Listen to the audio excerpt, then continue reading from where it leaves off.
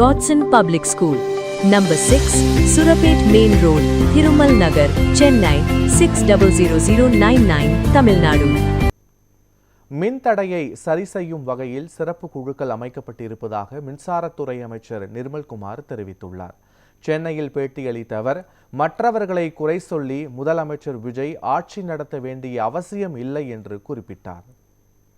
போர்க்கால அடிப்படையில் என்னென்ன செய்ய முடியுமோ அது எல்லாத்தையும் இன்னைக்கு செஞ்சு, ஏன்னா முதல்வரும் இதுக்கு நிறைய அறிவுறுத்தலை வழங்கியிருக்கிறார். அதன் அடிப்படையில் இன்று மொத்தம் 125 வாகனங்கள், அதாவது ரோந்து பணியில மட்டும் 125 வாகனங்கள் சென்னை முழுவதும் அனைத்து ஜோன்கள்லயும் அனைத்து ஏரியாக்களையும் 125 வாகனங்கள் அதாவது அமைக்கப்பட்டிருக்கு. இது இல்லாம அவங்களுக்கு தேவையான அனைத்து அடிஷனல் எக்யூப்மெண்ட்ஸ் என்ஃபியூஸ் ஆஃப்க்கு என்ன பண்றது, ஒவ்வொரு அடிஷனல் எக்யூப்மெண்ட்ஸ் எல்லாமே அரேஞ்ச் செய்யப்பட்டு அதுவும் எல்லாமே அவங்களோட கூடவே கொடுத்து அனுப்பப்பட்டுள்ளது. இது இல்லாம 10 உயர்மட்ட குழுக்கள், அப்புறம் நம்மளோட ஐஏஎஸ் ஆபீசர்ஸ்ல இருந்து எல்லாருமே பாத்தீங்கன்னா இப்ப நம்ம திரு ஸ்ரீதர் அவர்கள் டைரக்டர்ஸ் எல்லாம் இருக்காங்க, எம்டி எல்லாம் இருக்காங்க. சோ இவங்க தலைமையில 10 பெரிய உயர்மட்ட குழுக்கள், டைரக்டர் எல்லாம் சேர்ந்து உயர்மட்ட குழுக்கள் அமைக்கப்பட்டுள்ளது. சோ இந்த உயர்மட்ட குழுக்கள் ஒவ்வொரு ஜோனல் லெவல்லையும் போய் இரவு முழுவதும் ரோந்து பணியில ஈடுபடுவார்கள்.